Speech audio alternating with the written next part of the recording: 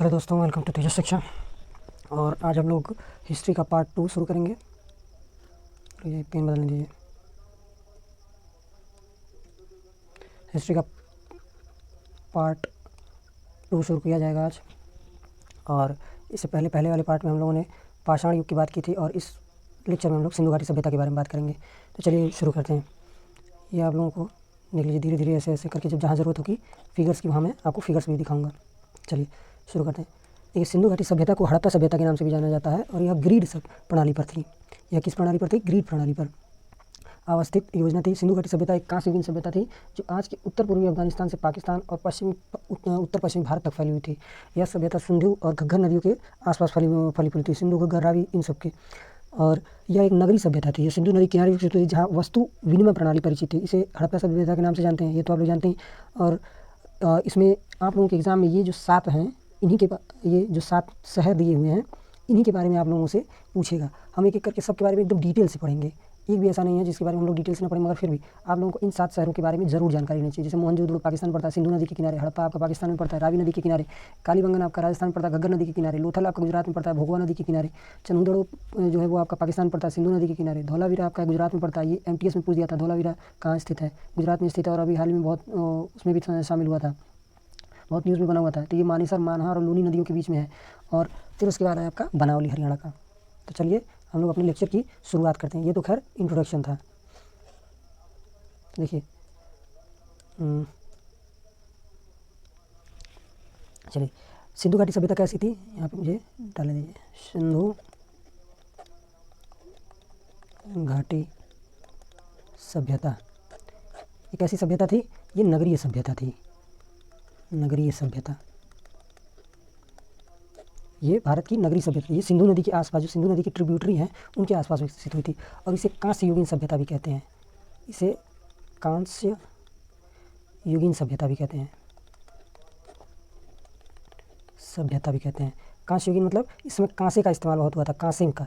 और कांसा किससे बनता है? कांसा आपका बनता है तांबा और प्लस टीन से। समझे आप लोग? तो ये नगरीय सभ्यता थी, ये कांस्य युगीन सभ्यता थी और ये कांसे और टीन से बनी हुई थी। इसकी जो खोज थी, ये ASI के अध्यक्ष जॉन मार्शल ने की थी। इसकी खोज किसने की थी? जॉन मार्शल ने। John Marshall. और ASI की स्थापना जॉन मार्शल, ये ASI के अध्यक्ष थे उस टाइम। ASI के अध्यक्ष थे।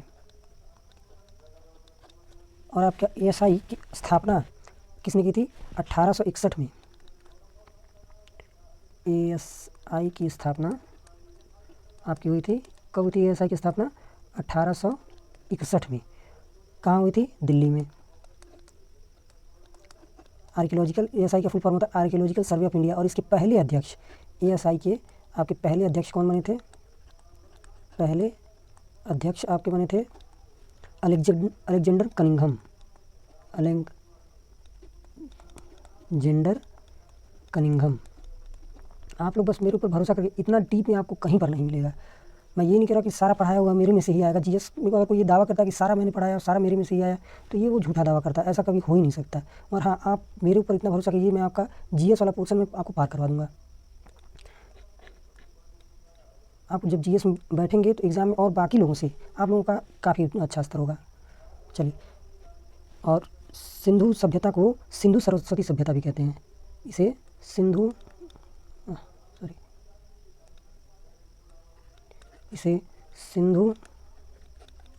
सरस्वती सभ्यता भी कहते हैं। क्यों कहते हैं? क्योंकि पहले ये हरियाणा से होते हुए एक सरस्वती नदी भी बहती थी। अब हालांकि वो लुप्त हो चुकी है भी कहते हैं। हरियाणा सरकार काफ़ी उसे वापस पुनर्जीवित करने का प्रयत्न कर रही है। देखते हैं अब आगे क्या होता है, पुनर्जीवित हो पाती है या नहीं हो पाती है। इसीलिए इसे सिंधु सरस्वती सभ्यता भी कहते हैं। और सरस्वती नदी को घग्गर नदी भी कहा जाता है। सरस्वती को हम घग्गर भी कहते हैं। घग्गर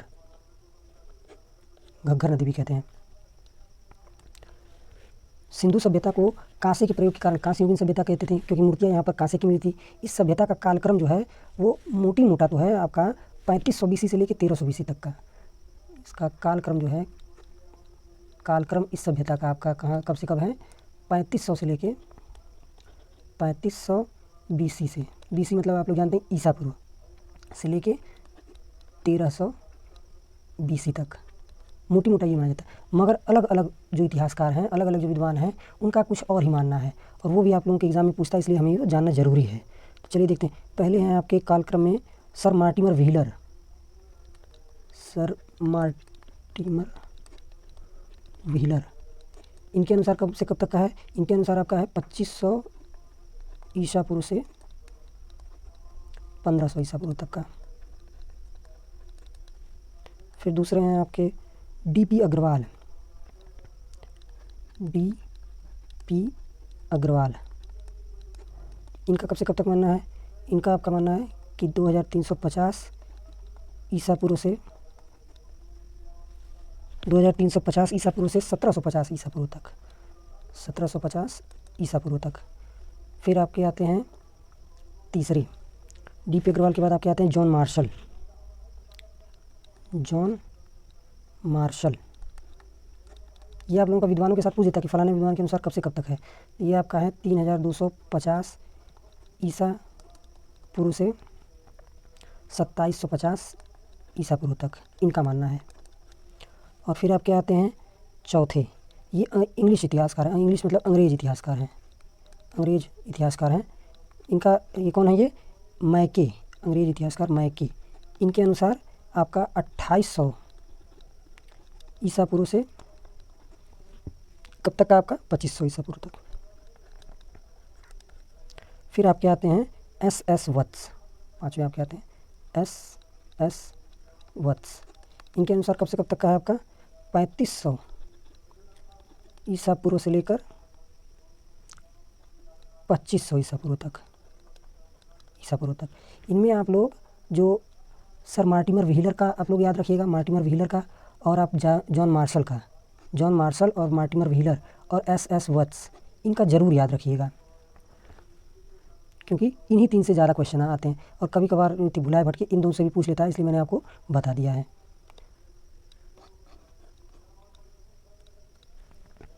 फिर आपके आते हैं सिंधु जो घाटी सभ्यता थी, उसका निर्माण किसी न किसी मानव के थ्रू हुआ होगा। तो वो कौन से मानव था? वो प्रोटो ऑस्ट्रेलियाइड मानव था, प्रोटो ऑस्ट्रेलियाइड। यहाँ से जो कंकाल मिलते हैं वो किस मानव के मिलते हैं? ऑस्ट्रेलियाड, ऑस्ट्रेलियाड मानव था, प्रोटो ऑस्ट्रेलियाड मानव। इनका मूल जो निवास स्थान था वो कहाँ था? भूमध्य सागर, भूमध्य सागर में, भूमध्य सागर से। कुछ इतिहासकार इनको क्या मानते हैं? मंगोलियाड भी मानते हैं। इनको कुछ इतिहासकार मंगोलियाड भी मानते हैं, मंगोलियाड भी मानते हैं। और सिंधु घाटी की सभ्यता के लोगों को इनको अल्पाइन के नाम से भी जाना जाता था, लोगों को अल्पाइन के नाम से भी संबोधित किया जाता है, अल्पाइन के नाम से भी जाना जाता है। अलग अलग इतिहासकार अपनी अपनी जो रिसर्च करते हैं उस हिसाब से बताते हैं, जाना जाता है। और यह सभ्यता किसकी समकालीन सभ्यता थी? यह मेसोपोटामिया सभ्यता की समकालीन थी, यह मेसोपोटामिया की समकालीन थी, क्योंकि वहाँ से भी इनके व्यापार के और सिक्कों के प्रमाण मिलते हैं, मेसोपोटामिया सभ्यता की। इसे मेसोपोटामिया सभ्यता को क्या कहते हैं? इसी सभ्यता को हम सुमेरियाई सभ्यता भी कहते हैं, सुमेरियाई सभ्यता भी कहते हैं।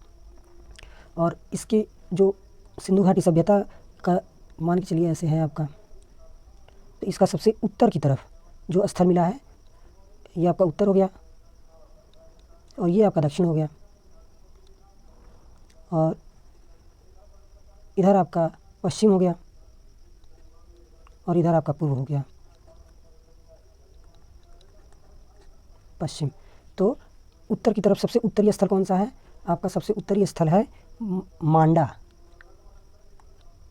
सबसे उत्तरी स्थल मांडा है। किस नदी के किनारे है? चिनाब नदी के किनारे। कहाँ पर पड़ता है? आपका जम्मू एंड कश्मीर में पड़ता है। सबसे उत्तरी स्थल आपका मांडा चिनाब में है। उसके बाद सबसे दक्षिणी स्थल आपका कहाँ पे है? दैमाबाद, सबसे दक्षिणी स्थल दैमाबाद है। ये आपका किस नदी के किनारे है? गोदावरी नदी के किनारे, गोदावरी नदी के किनारे। और कहाँ आपका पड़ता है? आपका पड़ता है ये महाराष्ट्र में, महाराष्ट्र में। और सबसे पश्चिमी स्थल आपका क्या है? सुतकांगेडोर, सुतकांगेडोर। ये आपका कहाँ पर पड़ता है? बलूचिस्तान में, बलूचिस्तान, बलूचिस्तान में पड़ता है। किस नदी के किनारे है? दाश्क नदी के किनारे। और आपका सबसे पूर्वी स्थल, सिंधु घाटी सभ्यता का सबसे पूर्वी स्थल, इसका क्या नाम है? आलमगीरपुर। आलमगीरपुर आपका कहाँ पड़ता है? गाज़ियाबाद, हिंडन नदी के किनारे, हिंडन नदी के किनारे आपका उत्तर प्रदेश में पड़ता है। सबसे देखिए उत्तरी स्थल आपका मांडा चेनाब जम्मू कश्मीर में है। सबसे दक्षिणी स्थल है आपका दामाबाद गोदावरी नदी के किनारे महाराष्ट्र में। सबसे पूर्वी स्थल है आपका आलमगीरपुर यूपी में हिंडन नदी के किनारे। और सबसे पश्चिमी स्थल है सूतकांगेर बलूचिस्तान नदी के किनारे, दाश्क नदी के किनारे, बलूचिस्तान प्रांत दाश्क नदी। ठीक है, अब चलिए अब देखते हैं इसकी आकृति। ये पेज ऐड करने दीजिए मुझे। सिंधु घाटी सभ्यता की जो आकृति है वो कैसी है? त्रिभुजाकार है। इसकी आकृति जो है, आकृति इसकी त्रिभुजाकार है, त्रिभुजाकार है। और कितने एरिया में फैला हुआ है ये करीब 15 लाख किलोमीटर स्क्वायर में फैला हुआ है, किलोमीटर स्क्वायर में फैला हुआ है करीब। और इसकी उत्तर से दक्षिण की दूरी, उत्तर से दक्षिण की दूरी अभी मैं आपको मैप में भी दिखाऊंगा। दक्षिण की दूरी आपकी कितनी है? उत्तर से दक्षिण की दूरी आपकी है 1100 किलोमीटर, 1100 किलोमीटर। और आपकी पूर्व से पश्चिम की दूरी, पूर्व से पश्चिम की दूरी कितनी है? आपकी 1600 किलोमीटर। देखिए आप लोगों को मैप में भी दिखा देता हूँ। देखिए ये रहा आपका सबसे उत्तरी स्थल क्या है? मांडा है। ये रहा आपका मांडा, ये रहा मांडा। और सबसे पश्चिमी स्थल आपका दामाबाद, यहाँ पर पड़ता है गोदावरी नदी के किनारे। मैप में हालांकि नहीं है, मैप दामाबाद है। और उसके बाद आपका सबसे पूर्वी स्थल आलमगीरपुर, आलमगीरपुर आपका ये रहा हिंडन नदी के किनारे। और फिर आपका है सूतकांगेडोर, सबसे पश्चिमी स्थल आपका ये रहा सबसे पश्चिमी स्थल सूतकांगेडोर। और इसकी लंबाई कितनी है? उत्तर से दक्षिण की 1100 किलोमीटर, यहाँ से लेकर यहाँ तक 1100 किलोमीटर की, और यहाँ से लेकर आपकी यहाँ तक 1600 किलोमीटर की लंबाई होती है। ठीक है, और इसकी आकृति कैसी है? त्रिभुजाकार है, इसकी आकृति त्रिभुजाकार है। चलिए अब हम लोग आगे बढ़ते हैं, आपका देखते हैं और बाकी की चीज़ें इसके संबंधित। यह भारत, पाक और अफगानिस्तान तक फैली है। आप लोगों ने मैप में भी देखा, यह भारत प्लस पाकिस्तान और प्लस अफगानिस्तान तक फैली है, अफगानिस्तान तक फैली है।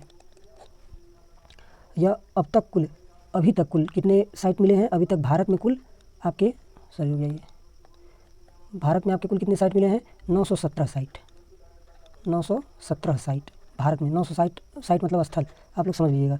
917 भारत में मिले हैं, 481 के करीब पाकिस्तान में मिले हैं, और अफगानिस्तान में आपके 3 मिले हैं, 3 आपके अफगानिस्तान में। इस सभ्यता में सड़कें जो थी वो समकोण प्रकार की थी। अब आइए इस सभ्यता की और बाकी की विशेषताएं देखते हैं। इस सभ्यता में सड़कें समकोण प्रकार की थी, समकोण पर सड़कें बनी हुई मिली हैं। ठीक है, और सिंधु सभ्यता से नालियाँ ढकी हुई, नालियाँ यहाँ पर ढकी हुई मिली हैं, नालियाँ अच्छी तरीके से ढकी हुई। और घरों के पीछे की तरफ जो नाली थी, अब आप लोग देखते हैं कि घर के सामने नालियाँ जो ढकी हुई थी, ढकी हुई होते हुए भी ये घरों के पीछे की तरफ थी, घरों के सामने नहीं, घरों के पीछे की तरफ नालियाँ थी। और घर बनाने के लिए पक्की ईंटों का इस्तेमाल किया जाता था, घर बनाने में पक्की ईंटों का इस्तेमाल किया जाता था, पक्की ईंटें। और इस सभ्यता के नगर की ऊंचाई वाले भाग पर रईस लोग रहा करते थे, जो जिसे दुर्ग कहा जाता था। दुर्ग, यहाँ इस सभ्यता में दुर्ग मिले कई स्थलों पर, और यहाँ पर सबसे अमीर लोग रहते थे, सबसे अमीर लोग जो समाज के उच्च वर्ग के थे, या उच्च वर्ग के लोग, उच्च वर्ग के लोग दुर्ग की तरफ रहते थे। यहाँ एडमिनिस्ट्रेशन मतलब यहाँ पर एडमिनिस्ट्रेटर रहते थे। और पहली साइट आपकी कहाँ मिली? यहाँ पहली साइट इसमें सिंधु घाटी सभ्यता में आपकी मिली थी हड़प्पा पे। चलिए शुरू करते हैं आपका यहाँ से मेन का, कि कौन कौन से स्थल मिले थे। चलिए सबसे पहला आपका मिला था हड़प्पा।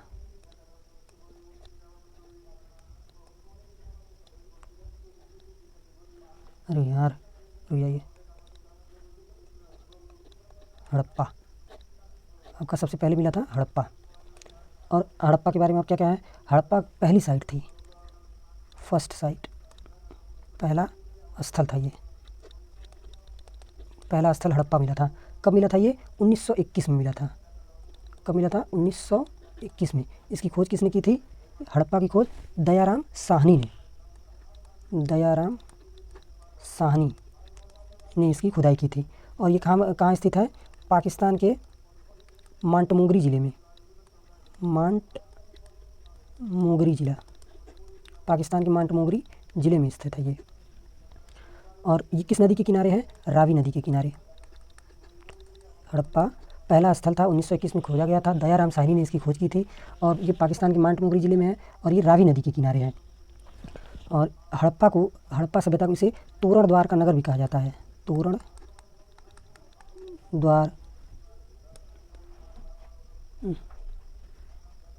द्वार का नगर भी इसे कहते हैं। और यहाँ के लोग पुरुष व स्त्री के लिंग की भी पूजा करते थे। यहाँ के लोग पुरुष व स्त्री के लिंग की, आप लोग इसे अन्यथा मत लीजिएगा, स्त्री के लिंग की भी पूजा करते थे। हर सभ्यता की अपनी अपनी प्राथमिकताएं होती हैं, अपने अपने उसूल होते हैं और अपने अपने कायदे होते हैं। और शिवलिंग के रूप में, और ये शिवलिंग की भी पूजा करते थे, शिवलिंग की भी पूजा करते थे, शिवलिंग की भी पूजा करते थे। और यहाँ से 2 सिटाडेल प्राप्त हुए हैं। 2 सिटाडेल मतलब 2 दुर्ग प्राप्त हुए हैं। तो ये भी यहाँ से 2 दुर्ग पाए गए हैं, यहाँ 2 दुर्ग मिले हैं, 2 दुर्ग प्राप्त हुए हैं, यहाँ से 2 दुर्ग प्राप्त हुए हैं। और दुर्ग जो होते हैं वो नगर के पश्चिम दिशा में, दुर्ग किस दिशा में होते थे? नगर के पश्चिम दिशा में, नगर के पश्चिम दिशा में दुर्ग होते थे, जहाँ पर उच्च वर्ग के लोग रहते थे।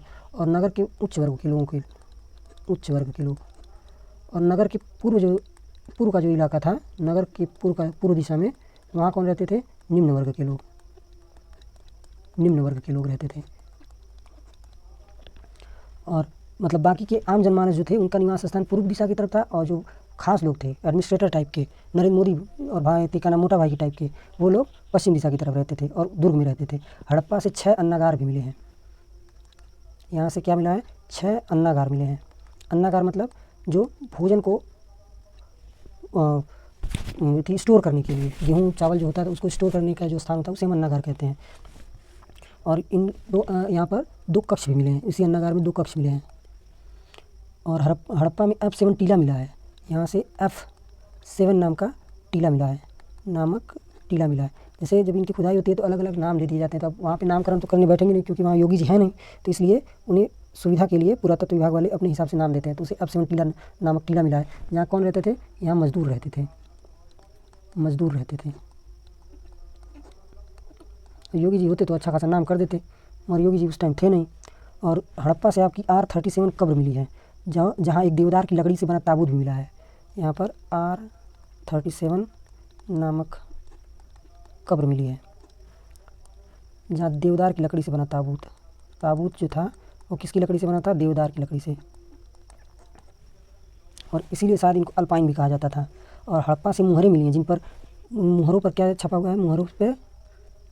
मुहरें मिली हैं। और इन मुहरों पर क्या छपा है? गरुड़ छपा है, गरुड़, KGF वाला गरुड़ा नहीं, गरुड़। और खरगोश छपा है, खरगोश। और एक महिला का चित्र भी मिला है वहाँ से। और यहाँ से तांबे की खिलौना गाड़ी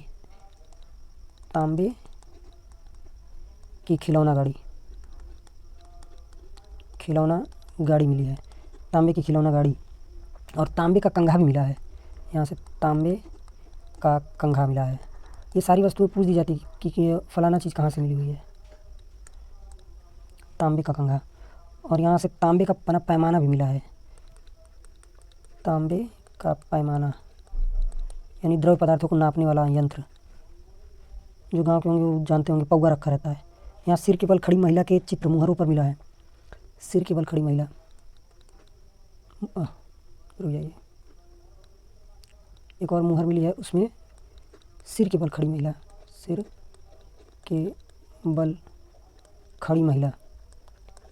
छपी हुई थी उस मुहर पर। और यहाँ से सबसे मोस्ट इम्पॉर्टेंट, SSC की पिछली CPO में भी पूछा था और CL में भी, यहाँ जेडाइड पत्थर मिला है। यहाँ से आपका जीराइट पत्थर हरे रंग का जीराइट पत्थर। तो ये आपका सारा पोर्शन हुआ कवर कि हड़प्पा सभ्यता से क्या क्या मिला है, और हड़प्पा सभ्यता जितने क्वेश्चन आते हैं वो सारे आपके कवर कर दिए हैं। अब उसके बाद आप लोगों का आता है मोहनजोदड़ो।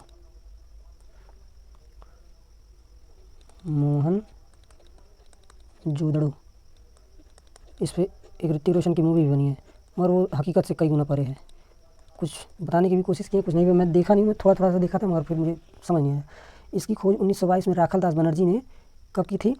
खोज इसकी 1922 में। और किसने खोज की थी? राखल दास बनर्जी ने इसकी खोज की थी। और किस नदी के किनारे है? सिंधु नदी के किनारे है ये मोहनजोदड़ो को हम लोग किस और नाम से जानते हैं? मृतकों का टीला। और ये कहाँ पर है? पाकिस्तान की, ये भी आपके पाकिस्तान में है, और पाकिस्तान के लरकाना ज़िले में, सिंध राज्य के लरकाना ज़िले में है। लरकाना ज़िला सिंध में है आपके। और एक और आप लोग थोड़ा नोट करके यहाँ साइड में लिख लीजिएगा, जितने भी आपके वो हैं दड़ो और दिंजी लगी मिले, वो समझ लीजिए कि सिंधु नदी के किनारे हैं। दड़ो या दिंजी लगी मिले, जैसे कोटदीजी या चन्हूदड़ो या मोहनजोदड़ो, तो ये सारी आपको कहाँ मिलेंगी? सिंधु नदी के किनारे ही मिलेंगी, और कहीं नहीं मिलेंगी। सिंधु नदी, ये शॉर्ट ट्रिक समझ लीजिए। मैंने नोटिस किया है कि जितनी भी आपको दड़ो और डीजी लगी हुई मिल रही हैं, उतना आपको सिंधु नदी के किनारे ही मिलेंगी। और यहाँ से सबसे मोस्ट इम्पॉर्टेंट, यह लार्जेस्ट सिंधु घाटी सभ्यता नगर था, यह लार्जेस्ट सिंधु घाटी सभ्यता नगर है। लार्जेस्ट सिंधु घाटी सभ्यता नगर है। हालांकि यहाँ पर एक नोट करने वाली बात यह है कि अब राखीगढ़ी को इसका टैग मिल चुका है, मगर अभी कंफर्म नहीं हुआ है, केवल खोज में चल रही है। मगर ऐसा कुछ दिन में पता चल जाएगा कि राखीगढ़ी उस मोहनजोदड़ो से भी बड़ी थी। आप लोग नोट में ध्यान दीजिएगा, ये अपडेट कुछ दिन में हो सकता है कि राखीगढ़ी अब से का नाम सिंधु घाटी सभ्यता का सबसे बड़ा स्थल राखीगढ़ी को माना जाएगा। और यहाँ से सबसे मोस्ट इंपॉर्टेंट चीज़ हर एग्ज़ाम में आने वाला है, यहाँ से क्या मिला है? महान स्नानागार, ग्रेट बात, महान स्नानागार मिला है आपका। महान स्नानागार आप लोगों को ये दिखा भी देता हूँ। जैसे महान स्नानागार, ये पूजा पाठ के दौरान नहाने के लिए काम में लिया जाता था। देखिए ये रहा आपका, ये आपका महान स्नानागार यही है। ये पूजा पाठ या अन्य विधि विधान के टाइम लोग इसमें स्नान किया करते थे, जैसे आप लोग देखते होंगे अपने आजकल भी। और इसकी जो लंबाई चौड़ाई है, रुकिए मैं आपको बताता हूँ। इसकी महान स्नानागार, इसका इस्तेमाल पूजा पाठ आदि में करते थे। इसकी लंबाई जो है वो 11.8 मीटर, लंबाई इसकी है 11.8 मीटर। और इसकी चौड़ाई कितनी है? 7.1 मीटर इसकी चौड़ाई है। और इसकी गहराई कितनी है? 2.44 मीटर। लंबाई इसकी 11.8 मीटर, चौड़ाई इसकी 7.1 मीटर, और गहराई आपकी 2.44 मीटर। ये आरओ में आया हुआ था, और यह पक्की ईंटों से बना है। यह महान स्नानागार किससे बना है? ये पक्की ईंटों से बना है, पक्की ईंटों से। एग्ज़ाम में आपको कंफ्यूज करने के लिए कच्ची ईंटें दे देता है, ये पक्की ईंटों से। यहाँ से महाविद्यालय के भी साक्ष्य मिले हैं, मोहनजोदड़ो से महाविद्यालय के भी साक्ष्य मिले हैं। यानी कि उस टाइम लोग ये तो पता चलता है कि शिक्षा को महत्व देते थे। यहाँ पर स्नानागार के पास अन्नागार व सभागार भी मिला है। यहाँ से अन्नागार में अन्न का भंडारण किया जाता था, और सभागार में मीटिंग्स वगैरह की जाती थी। और यहाँ से डांसिंग गर्ल्स की मूर्ति भी मिली है। डांसिंग गर्ल की, यह इस टाइम कहाँ पर है? ये आपकी है पाकिस्तान में। डांसिंग गर्ल की मूर्ति भी मिली है आपकी। और ये मूर्ति किस तकनीकी से बनी है? इसे लास्ट वैक्स एग्जाम में पूछा हुआ था एसएससी के, लास्ट वैक्स टेक्नोलॉजी से बनाई गई है। यहाँ पर कपड़े बदलने के लिए कक्ष भी बने हुए थे, यानी कि लोगों को लाज शर्म टाइप का थोड़ा वो था कि हाँ, मतलब नंग धड़ंग नहीं रहना, जैसे पश्चिमी सभ्यता में लोग इसे ग्लोरीफाई करते हैं। यहाँ पर कपड़े बदलने के भी साक्ष्य, कपड़े बदलने हेतु कक्ष भी मिला है। और यहाँ से एक सींग के हिरण वाली मोहरें कैसी मिली हैं? मोहरें, एक सींग वाले हिरण, एक सींगा हिरण की मोहरें भी मिली हैं। और स्वास्तिक, वो पशुपति की मोहरें भी मिली हैं। स्वास्तिक एंड पशुपति की मुहरें भी मिली हैं। और यहाँ पर मदर गॉडेस की मूर्ति भी मिली है। मदर गॉडेस की मूर्ति यानी मातृ देवी, जो इनकी मातृ देवी थी उनकी मूर्ति, मातृ देवी की मूर्ति भी मिली है यहाँ से आपकी। और यहाँ पर कपड़े व दाढ़ी युक्त मनुष्य के साक्ष्य मिले हैं। अभी आप लोगों को लास्ट में इनकी फ़ोटो भी दिखाऊंगा मैं आपको। शायद वो पूरा ऐसा लगता है ये कपड़े व दाढ़ी वाली मूर्ति से कि ये शायद पुरोहित रहा होगा, दाढ़ी युक्त मनुष्य, तो इसे ये अंदाज़ा लगाया जाता है कि शायद ये इनके पुरोहित टाइप के रहे होंगे। और इस तरीके से आपका मोहनजोदड़ो से आने वाले सारे क्वेश्चन जितने भी हो सकते थे वो मैंने कवर कर दिए। अब आपके आते हैं किस पर, कालीबंगन पर। और अब हम थोड़ा अपनी स्पीड बढ़ाएंगे। कालीबंगन मतलब होता है काली चूड़ियाँ। कालीबंगन का मतलब होता है काली चूड़ियाँ। और यहाँ से चूड़ियों के साक्ष्य मिले हैं, क्योंकि यहाँ से चूड़ियों के साक्ष्य मिले हैं, यानी लोग आभूषण वगैरह भी पहना करते थे। चूड़ियों के साक्ष्य मिले हैं कालीबंगन से। और ये राजस्थान के गंगानगर में, यह राजस्थान के गंगानगर ज़िले से इसके साक्ष्य मिले हैं, ये सभ्यता। और इसकी खोज किसने की थी? अमलानंद घोष ने इसकी खोज की थी। अमलानंद घोष ने इसकी खोज करी थी। और कब खोजी थी? 1951 में। और खुदाई किसने की थी? बीबी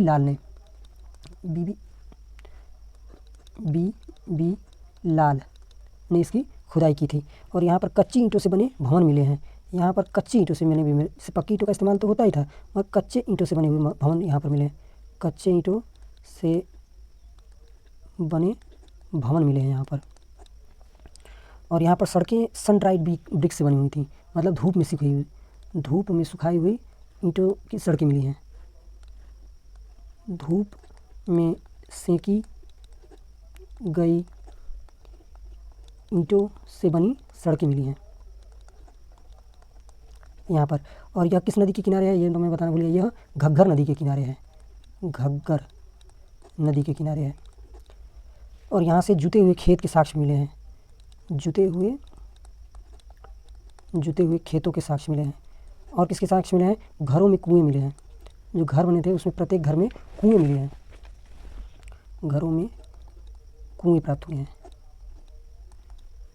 और आपके यहाँ से ऊँट की हड्डी भी मिली है।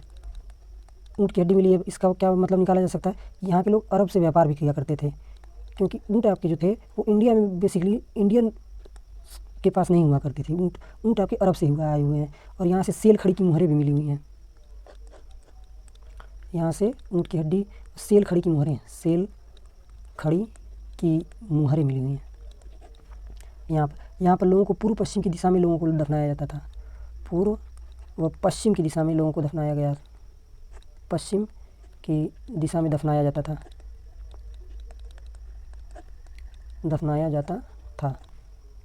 अब उसके बाद हम लोग आते हैं किस पर? लोथल पर। आपका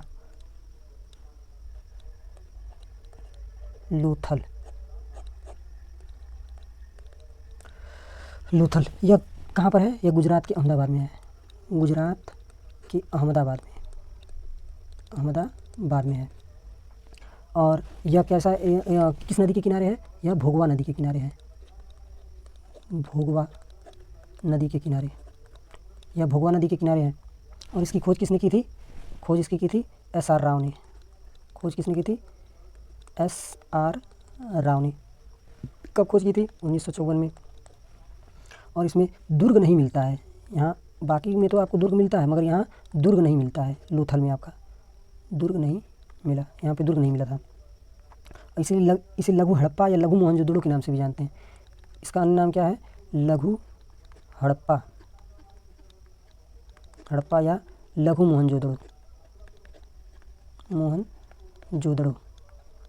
लघु हड़प्पा या लघु मोहनजोदड़ो के नाम से भी जानते हैं। यहाँ से डॉकयार्ड मतलब गोदी, जहाँ नाव वगैरह रुकती थी, उसके साक्ष्य मिले हैं। डॉकयार्ड के साक्ष्य मिले हैं। और यहाँ पर घरों के, और डॉकयार्ड का साइज, चलिए छोड़िए डॉकयार्ड का साइज का लिखा है आपको। यहाँ पर घरों के द्वार जो है सड़क की तरफ तथा फारस की मुहरें मिलती हैं, जिससे भारत और फारस के व्यापार का पता चलता है। जो घरों के द्वार थे वो सड़क की तरफ थे। घरों के द्वार सड़क की तरफ थे। और आपका क्या मिलता है, यहाँ से फ़ारस की मुहरें भी मिलती हैं, फ़ारस की मुहरें यानी सुमेरियाई सभ्यता की मुहरें भी मिलती हैं। यानी कि ये पता चलता है कि इनका फ़ारस से व्यापार होता था, भारत फ़ारस व्यापार का पता चलता है। यहाँ पर हाथी दाँत का बना पैमाना भी मिलता है, हाथी दाँत का बना पैमाना भी मिलता है। और फिर उसके बाद यहाँ पर कपड़ों की रंगाई का कुंड यानी कि कॉटन कपड़ों की रंगाई का कुंड मतलब कुआं टाइप का, बावली टाइप की कुंड भी मिलता है। और यहाँ से धान की भूसी व चक्की का साक्ष्य मिलता है, यहाँ से धान की भूसी, ऐसा लगता है कि गुजराती पहले से ही वो थे। धान की भूसी व्यापारिक वाहन की, धान की भूसी व चक्की का साक्ष्य मिलता है। और आप लोगों का यहाँ से देखते हैं हम लोग, धान की भूसी और चक्की का साक्ष्य। और यहाँ से ब्रॉन्ज की सुई, लोथल से ही आपका ब्रॉन्ज की सुई मिली हुई है। और मनका बनाने का कारखाना, मोस्ट इम्पॉर्टेंट चीज़ है, मनका बनाने का कारखाना मिला है। और मृदभांड मतलब मिट्टी के जो बर्तन, मृदभांड मिले हैं, मृदभांड। और मृदभांडों पर किसका चित्र है, 12 सिंहा का चित्र है, 12 सिंहा का चित्र मिला हुआ है मृदभांडों पर। और यहाँ पर लोथल व कालीबंगन से द्विसंस्कार पद्धति मिलती है, लोथल, आप लोग ध्यान दीजिएगा, लोथल से व कालीबंगन से, यानी जलाते और दफनाते दोनों थे, एक काम नहीं करते थे। द्विसंस्कार पद्धति,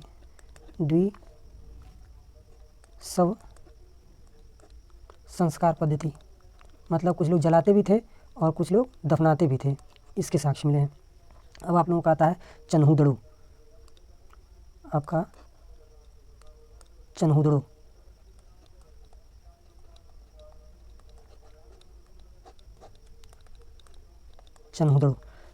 ये आपका कहाँ है, ये भी आपका पाकिस्तान के सिंध में है, पाकिस्तान के सिंध प्रांत में, सिंधु नदी के किनारे है, सिंध प्रांत के सिंधु नदी के किनारे, सिंधु नदी के किनारे। इसकी खोज कब हुई थी, 1931 में।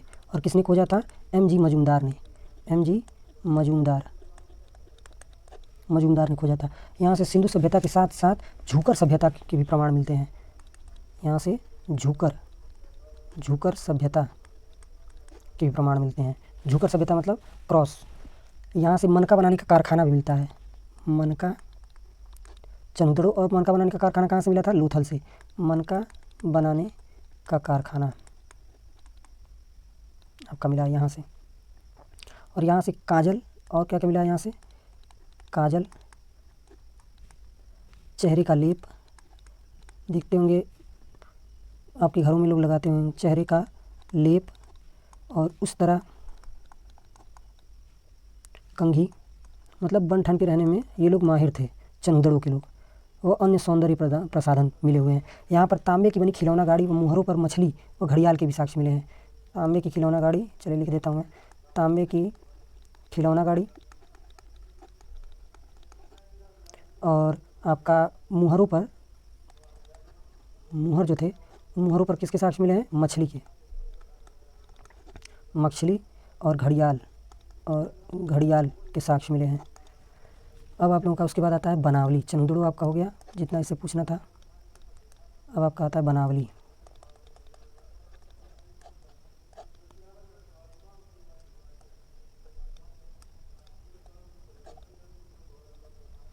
बनावली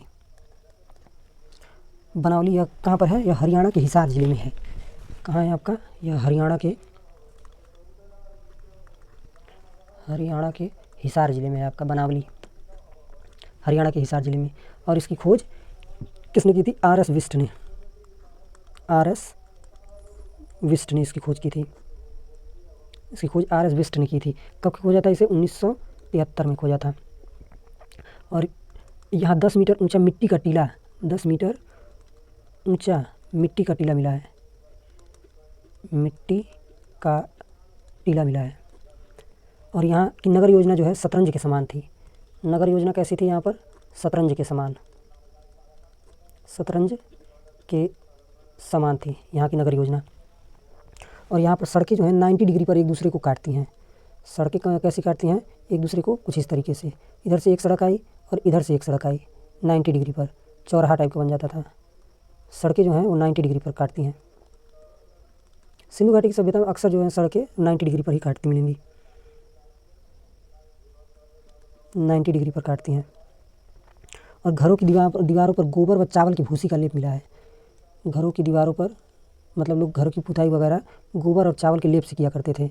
जब कोई फंक्शन होता होगा या कोई खुशी का माहौल होता होगा तो गोबर व चावल से, गोबर प्लस चावल की भूसी यानी कौन जिसे हम कहते हैं भोजपुरी में, भूसी से किसके क्या करते थे? घरों की लिपाई करते थे। और उसके बाद यहाँ पर बैलगाड़ी के पहियों के निशान भी मिले हैं। बैलगाड़ी के पहियों के निशान, बैलगाड़ी के पहियों के निशान मिले हुए हैं। फिर आपका आता है सुरकोतड़ा। बनावली के बाद आपका आता है सुरकोतड़ा।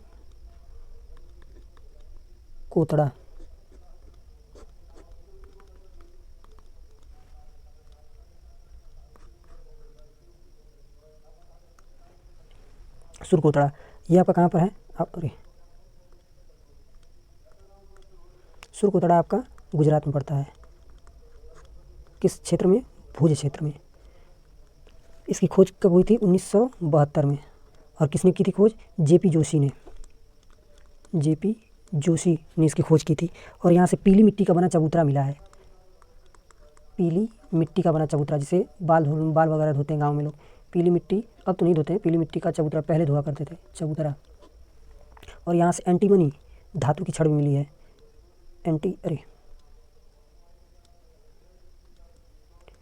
एंटीमनी धातु की छड़ भी मिली है, धातु की छड़ मिली हुई है। और यहाँ से आपका सुरकोतड़ा से किसके साक्ष्य मिले हैं? घोड़े के साक्ष्य भी मिले हुए हैं सुरकोतड़ा से। सुरकोतड़ा के बाद आप लोग हम लोग क्या देखेंगे? रंगपुर। आपका रंगपुर,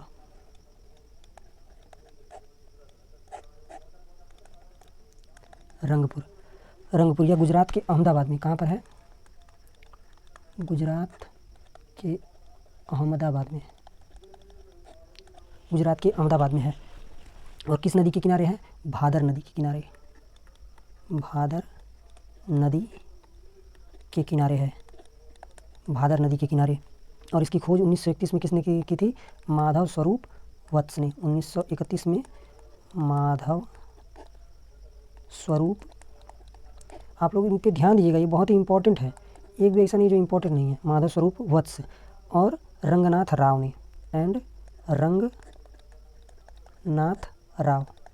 ने इसकी खोज की थी। और यहाँ से किसके साक्ष्य मिले हैं? यहाँ से धान की भूसी के साक्ष्य मिले हैं, धान की भूसी के साक्ष्य मिले हुए हैं। फिर आपका आता है कुटदीजी।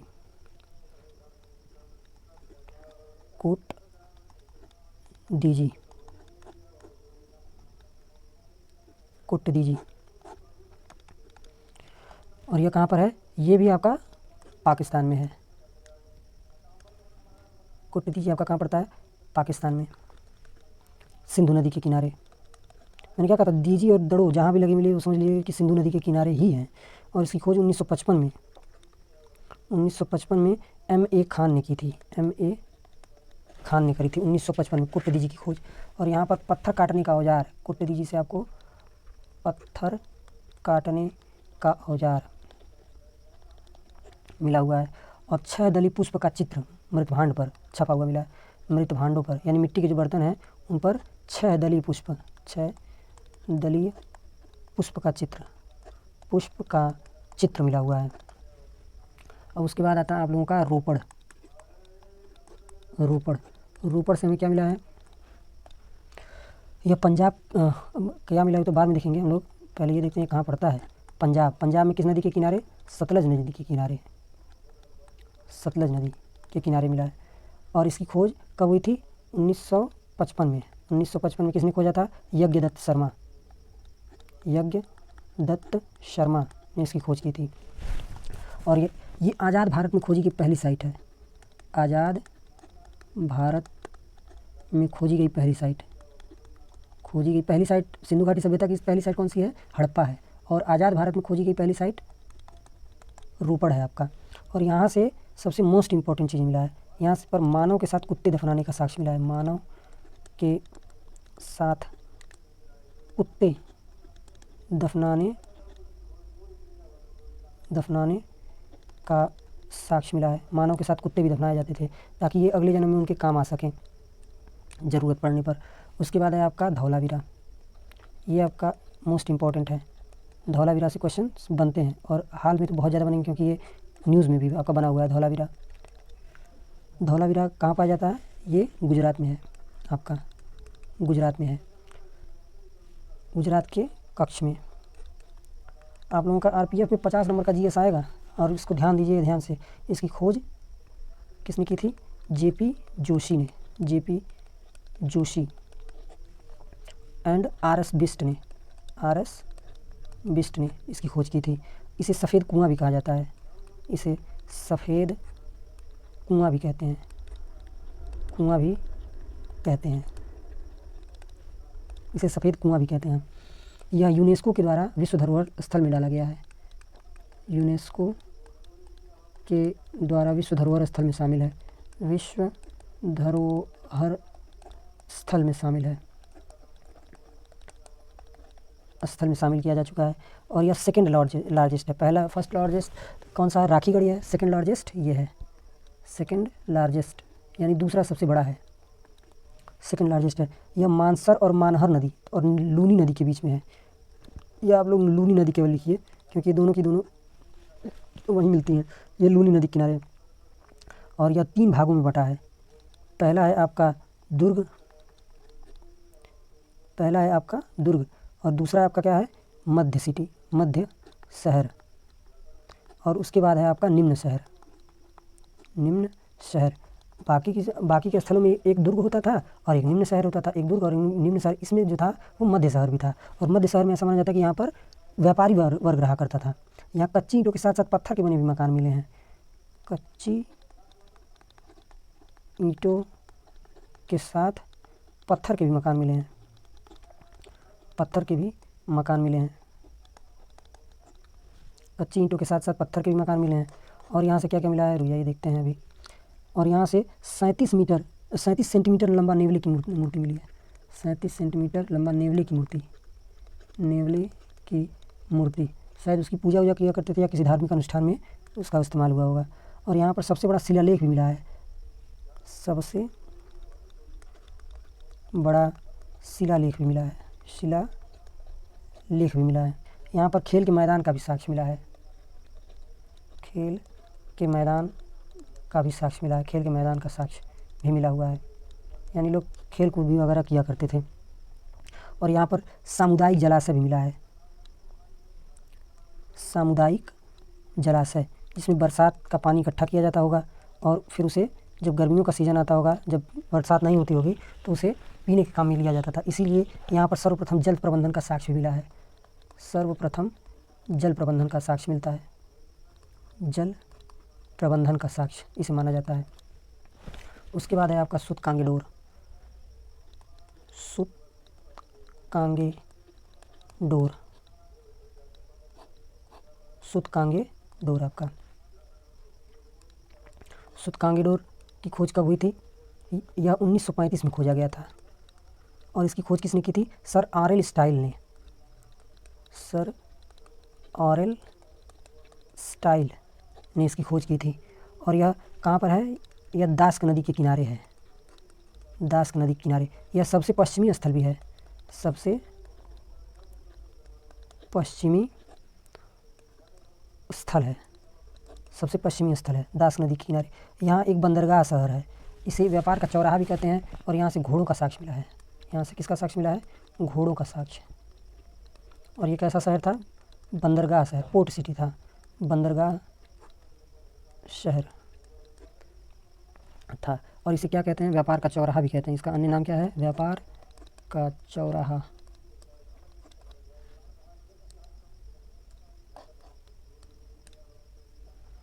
फिर आपका आता आलमगीरपुर, आलमगीरपुर, गिरपुर। और ये आपका है सबसे पूर्वी स्थल, सबसे पूर्वी स्थल। सुत्तांगीडोर सबसे पश्चिमी स्थल और दायमाबाद आपका सबसे दक्षिणी स्थल। मांडा आपका सबसे उत्तरी स्थल। सबसे पूर्वी स्थल कौन सा है? आलमगीरपुर। किस नदी के किनारे है? हिंडन नदी के किनारे। कहाँ पर है आपका? तो उत्तर प्रदेश में है आपका। और इसकी खोज किसने की थी? यज्ञदत्त शर्मा ने की थी। यज्ञदत्त शर्मा ने खोज की थी। और कब की थी? 1958 में की थी। इससे बाहर इससे कुछ पूछेगा नहीं और इससे बाहर मैं आपको इसमें कुछ बताऊंगा भी नहीं। आलमगीरपुर के बाद आपका आता है मांडा। मांडा आपका सबसे उत्तरी स्थल है, ध्यान दीजिएगा, सबसे उत्तरी स्थल है। सबसे उत्तरी स्थल आपका मांडा है। और ये किस नदी के किनारे है? चेनाब नदी के किनारे। कहाँ पर है आपका? जम्मू एंड कश्मीर में है आपका। और ये कब खोजा गया था? 1982 में। 1982 में जगपति जोशी ने खोजा था। जगपति जोशी ने खोजा था। फिर आपका संगौर। संगौर ये छोटे छोटे हैं, इनके बारे में पूछने का बहुत कम चांस है, मगर फिर भी एग्ज़ाम में कुछ भी पूछ सकता है। जीएस का पोर्शन आप लोग आरपीएफ में 50 नंबर का आपका जीएस आता है। आरपीएफ में 50 नंबर का आपका जीएस आएगा, चाहे कांस्टेबल का दीजिएगा चाहे जिसका मन उसका दीजिएगा। और इसमें यूपीएसआई में जीएस का रोल, फिर उसके बाद आपका यूपीएसआई में जीएस का रोल तो उतना नहीं होता है, मगर एसएससी में आपका 25 नंबर का आता है। इसी तरीके जीएस का रोल अब बहुत बढ़ता जा रहा है। एसएससी में तो अब मेंस में भी आने लगा, पहले मेंस में नहीं आता था। और ये संगौर, चलिए देखते हैं संगौर के बारे में। संगौर आपके पंजाब के लुधियाना में है। पंजाब के लुधियाना में इसकी खुदाई एस तलवार ने की थी। एस तलवार एंड आर एस बिस्ट ने करी थी। और यहाँ से आपके क्या मिले हैं? तांबे की 2 छैनी मिली हैं।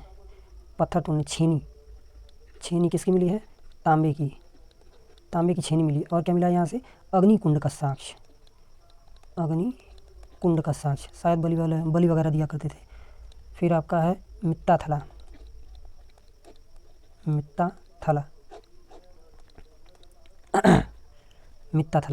मित्ता थला आपका कहाँ है? राजस्थान में है।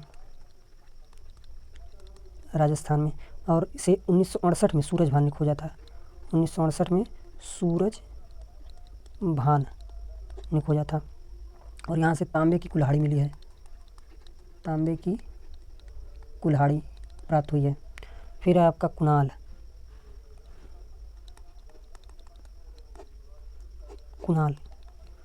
कुणाल कहाँ पर स्थित है आपका? हरियाणा के हिसार में। हरियाणा के हिसार में आपका स्थित है। हरियाणा के आपके हिसार में है। और यहाँ से चांदी के 2 मुकुट मिले हैं। क्या मिला आपका? चांदी के 2 मुकुट मिले हैं। फिर आपका आता है राखी गढ़ी, छूट रहा था। राखी गढ़ी से आपका क्या मिला है? देखा जाएगा वो बाद में क्या मिला। पहले ये कहाँ पर स्थित है? हरियाणा में। आपका राखी गढ़ी कहाँ स्थित है? हरियाणा में। और यह सिंधु घाटी सभ्यता का सबसे बड़ा स्थल हो चुका है। और यहाँ पर सबसे बड़ा सिंधु सभ्यता का म्यूजियम भी बनाया जा रहा है। सिंधु सभ्यता का सबसे बड़ा म्यूजियम, सिंधु सभ्यता का सबसे बड़ा स्थल तो है ही, सबसे बड़ा स्थल एंड सबसे बड़ा म्यूजियम भी यहीं पर है। सबसे बड़ा म्यूजियम यहीं पर बन रहा है। और इसकी खोज किसने की थी? 1977 में अमरेंद्र नाथ ने खोजा था। 1977 में अमरेंद्र नाथ। और यहाँ से विशाल अग्निकुंड और घरों के बाहर चबूतरे मिले हैं। विशाल अग्निकुंड, विशाल मतलब बड़े बड़े अग्निकुंड मिले हैं। अग्निकुंड एंड घरों के बाहर बड़े बड़े चबूतरे, घरों के बाहर चबूतरे मिले हैं। चबूतरे मिले हैं, कुछ और लिखा रहा है। घरों के बाहर बड़े बड़े चबूतरे मिले हैं। फिर आपका आता है दायमाबाद सबसे दक्षिणी स्थल है। पहले तो हेडिंग डालिए दायमाबाद। और आप लोग साथ साथ में नोट्स बनाते चलिएगा, क्योंकि आप कितनी बार रिवीजन करेंगे? रिवीजन उतना कारगर नहीं आएगा वीडियो से जितना आपका नोट्स कारगर होगा। यह सबसे दक्षिणी स्थल है। सबसे दक्षिणी स्थल है आपका दायमाबाद। और यह गोदावरी नदी बेसिन के किनारे है। गोदावरी नदी बेसिन में पड़ता है आपका दायमाबाद। और यहाँ से तांबे का रथ क्या मिला आपका, तांबे का रथ मिला हुआ है। हाथी व गैंडे की मूर्ति मिली है। हाथी व गैंडे की मूर्ति, गैंडे की मूर्ति यहाँ से मिली है। फिर है आपका मालवण। मालवण, मालवण आपका कहाँ पर है, आपका गुजरात में, सूरत में है। गुजरात, सूरत में आपका है। और इसकी खोज जगपति जोशी ने की थी 1967 में। जगपति जोशी। और किस स्थल की खोज की थी जगपति जोशी ने, आप बताइए। और उसके बाद है अल्लाहदीनो,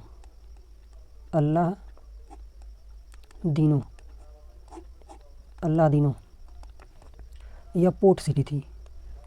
कैसे सिटी थी, पोर्ट सिटी, पोर्ट सिटी थी। और ये कराची शहर में है आपका, पाकिस्तान के कराची में है और सिंधु की मुहाने पर पड़ता है। यह 1982 में फेयर सर्विस की खोज की गई थी। और यहाँ पर तांबे, सोने व चांदी के आभूषण मिले हैं। तांबे, सोने व चांदी के आभूषण।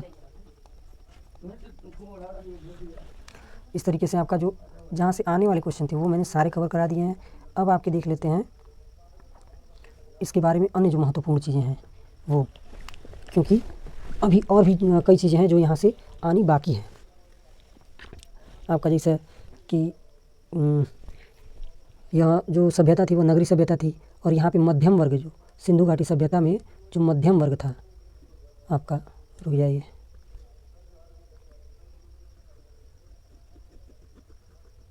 यहाँ से आपका नया पोर्शन शुरू हो रहा है।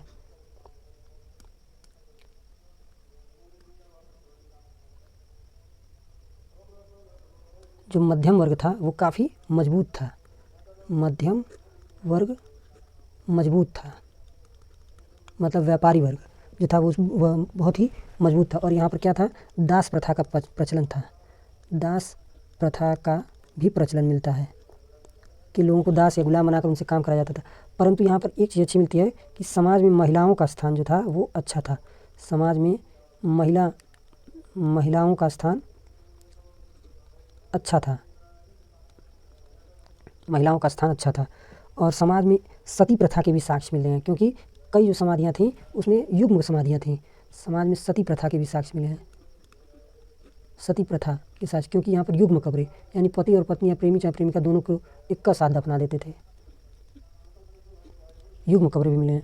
और सिंचाई के लिए नदियों का उपयोग करते थे। सिंचाई के लिए नदियों के उपयोग का साक्ष्य मिलता है, क्योंकि सारी की सारी जो स्थल हैं वो सब नदियों के किनारे हैं। सिंचाई के लिए नदियों का इस्तेमाल।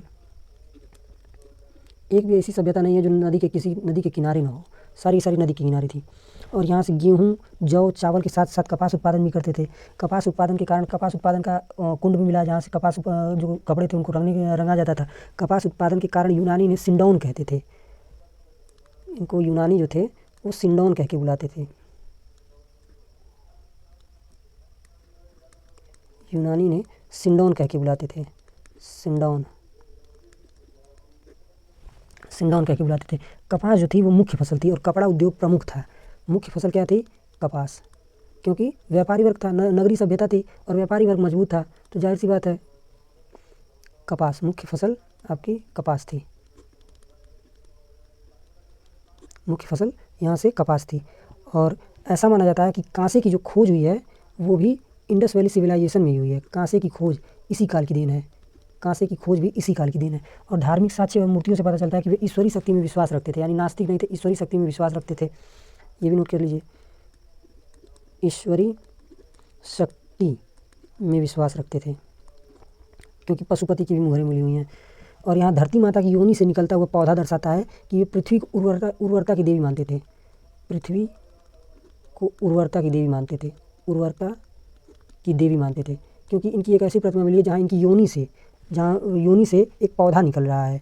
और यह देवी के उपासक थे तथा बलि देने का प्रमाण भी मिलता है, क्योंकि इसीलिए अग्निकुंड बड़े बड़े मिले हैं। और ये जादू टोना में भी विश्वास रखते थे। जादू टोना व बलि देने में भी विश्वास रखते थे ये लोग। जादू टोना और बलि दिया करते थे। और सिंधु सभ्यता अब जो है इसका फिर धीरे धीरे ऐसे ही अपनी फलती फूलती रही, इसके फिर धीरे धीरे पतन की तरफ अपनी अग्रसर हुई। कुछ लोग इसके पतन का कारण कई कई अलग अलग चीज़ें मानते हैं।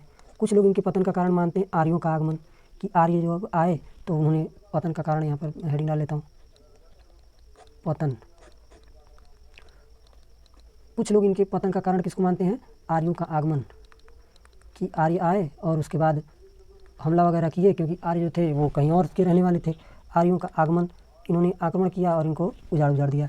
और कुछ लोग इसके पतन का कारण बाढ़ को भी मानते हैं, कि बाढ़ की वजह से। और कुछ लोग जलवायु परिवर्तन की, हो सकता है जलवायु परिवर्तन हुआ हो और ये लोग उस तरीके से कोप न कर पाए हों, जलवायु परिवर्तन भी मानते हैं। सभी इतिहासकारों का अपना अपना अलग अलग मत है। और कुछ लोग विदेशी व्यापारियों का आक्रमण मानते हैं, विदेशी व्यापारियों का आक्रमण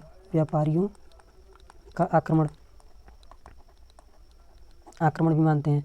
और कुछ लोग राजनीतिक अस्थिरता की, हो सकता है कि आपस में कुछ का नाम है वो फैला हो, युद्ध वगैरह, उसमें सब नष्ट हो गए हों, मगर एक भी ऐसा साक्ष्य नहीं मिलता है कि ये सब युद्ध में लिप्त रहे होंगे, मगर फिर भी राजनीतिक अस्थिरता को भी हम लोग इसका कारण मानते हैं। और सबसे इम्पॉर्टेंट कारण हो सकता है कि महामारी, जैसे कोरोना आया था, प्लेग आया था, उसी तरीके से हो सकता है कोई महामारी फैली हो और सब लोग साफ हो गए हों। भाई उस टाइम तो डॉक्टर थे नहीं, और ना ही इतने का नाम है, डॉक्टर अगर होते भी आजकल की तरह वो ट्रेंड नहीं रहे होंगे उतना, तो इस तरीके से वो इनके पतन का कारण बना। तो चलिए अब आज के लिए बस यहीं पे इतना ही रहने देते हैं, और इसके बाद हम लोग देखेंगे वैदिक सभ्यता देखेंगे, बौद्ध धर्म, जैन धर्म देखेंगे, कुछ शासकों के बारे में पढ़ेंगे, और हम लोगों का एशियंट हिस्ट्री ख़त्म हो जाएगा। ये आप लोगों का काफ़ी लंबा लेक्चर हो गया, और आगे से मैं कोशिश करूँगा कि इसे जल्द से जल्द पूरा किया जा सके। और आप लोग थोड़ा चैनल को सब्सक्राइब भी कीजिए, क्योंकि आप लोग चैनल को सब्सक्राइब करेंगे तभी मुझे थोड़ा बूस्ट मिलता है, अच्छा लगता है कि हाँ मतलब कुछ कर रहा हूँ तो उसका कुछ अर्थ निकल रहा है। अच्छे, इस चैनल को सब्सक्राइब कर लीजिएगा, और आप लोग कमेंट करके बताइए कि वीडियो कैसा लगा।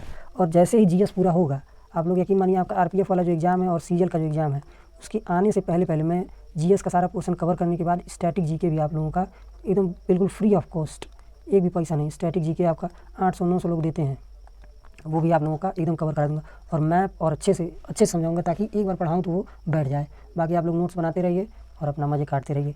चलिए, धन्यवाद, थैंक्स।